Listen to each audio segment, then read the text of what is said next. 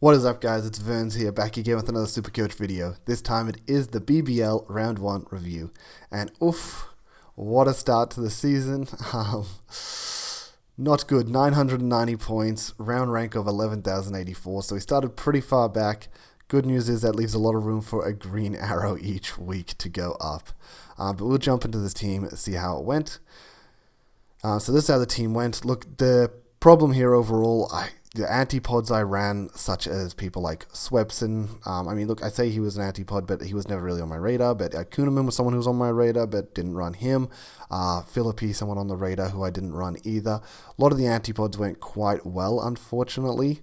And then the pods that we ran went quite poorly. Madison, quite poorly. Coulton Nile, injured, quite poorly. We ran Abbott as captain, who only ended up playing the one game and went quite poorly. So, look, that's just, I guess, where we sort of lost our points, is that we the low percentage plays we made just didn't end up working out at the end of the day.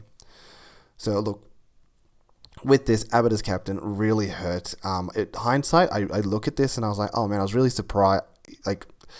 Nisa got 47 points to start. He had 2 more games left. Technically, that's just 47 extra points on the 2 games he was going to play. And my brain just didn't really process that until afterwards.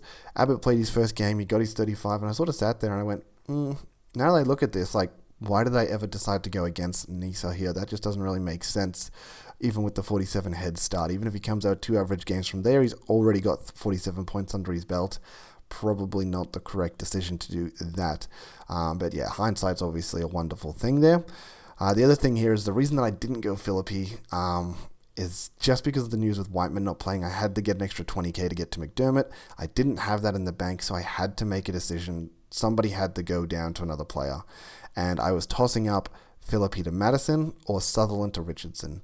And, hindsight, this was actually the correct play. Philippi going down to Madison, I lost 100 points. That hurts. But Sutherland down the Richardson, I would have lost 150. So it actually gained me 50 more points by making that decision. I think, as I said, hindsight though, I could have maybe looked at Billings to Philippi that way. I think the Brisbane Heat players in my mind, though, they just weren't players I'm going to trade out just because that triple game week.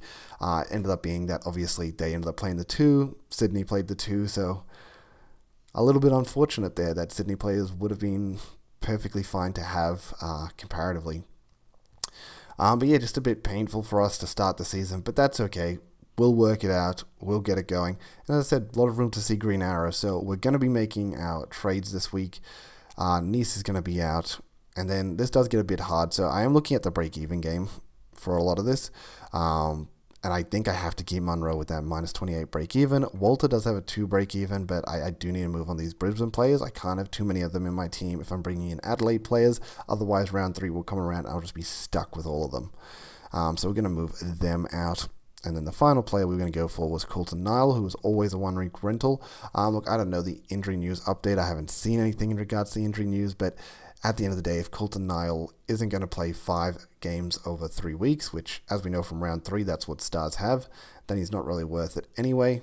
And look, he's always someone I can bring back if I decide, but look, we know how injury prone he is. He didn't even get through the first 2 games of the season. He's probably going to be someone I just avoid for the rest of the season. I just took a risk on him to start the season off, and it didn't work out, and what can you do? So what we will be bringing in is Swepson, as I mentioned, break-even game, minus 70. He's just going to make cash, so it's an easy pickup here. And another reason why I had to be trading these Heat boys, because if I'm bringing in Swepson, I'm going to have 3 Heat boys, let alone the Stars boys I'm bringing in. The Striker boys I'm bringing in. Next, we'll be looking at strikers who are on the double game this week. As everyone knows, number 1 priority is Matt Short, so he will be in the side. And then the second one will actually be Jamie Overton, because money-wise, that's really the best player I can sort of afford. Unfortunately, we didn't get to see the strikers play, so it makes things a lot harder for me, as someone who doesn't really know much outside of, the BBL in the cricket world, so I don't know much about Overton. People talk about him being pretty decent, though, so I'm hoping he will be, and as I mentioned, sort of at the price point I'm looking at, he's sort of just the right price for this team, so that's why I've decided to bring him in. Now, we will put a VC loop on Matt Short, and we will use Maxwell for that. So that'll be nice. I'm going to run Fraser McGurk on field here, and I am going to be putting the E on Short. Okay, that didn't come off. Madison for some reason. Madison, please. Oh well. While that's loading, we'll move McDermott on field. I'm going to take a bit of a punt there. And the internet's just cooking it now. That is very annoying. Please, I was trying to use this. Okay, give it 1 second. I'm just going to quickly refresh and see if that helps us out. I don't think it is. I was really just trying to smash through a nice quick video here, guys, and it just can't happen. It can never happen. Oh, I could edit this out, but I'm pretty lazy, so I probably won't. Okay, perfect. Things are actually looking correct. So then we put the Eon Sanger. Now what this allows us to do, so we have the Eon short, so we get to be able to run that loophole with Maxwell. If he doesn't perform, we can actually just rotate Connolly on field that way. Now if Sanger does perform, short doesn't perform, we can always just rotate Maxwell down with Overton or Sutherland and get Sanger's score that way. So we can loophole both Sanger and short, and we can loophole obviously the VC on short, sorry, Matt Short specifically. And then in the worst case scenario, what this extra money does allow me to do is, if I need, is I could trade Abbott down. So I can always do update changes and trade Coulter Nile back in for Abbott, and that can happen all the way up until the very last game of the week. What this would allow is in a situation where, say, Short goes off and Sanger goes off, and I want both those scores, I could just move him down the Coulter Nile, use Coulter Nile as a loophole as well, and then bank both of those scores, which would be pretty nice. And then if Coulter Nile was actually able to get up in round 3 and play, let's just say, the 5 over the 3 weeks, then that would work out extremely well for the team. Probably highly unlikely that's the case.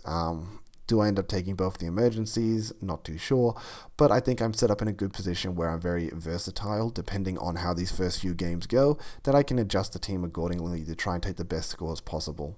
So yeah, I'm pretty happy with the setup moving forward. Worst case scenario, as I mentioned, I have a lot of strikers and heat. If I do have to use a boost next week, that is not off the table. But yeah, I think team looks good. Tell me how your team went, guys. I'm sure it went better than mine.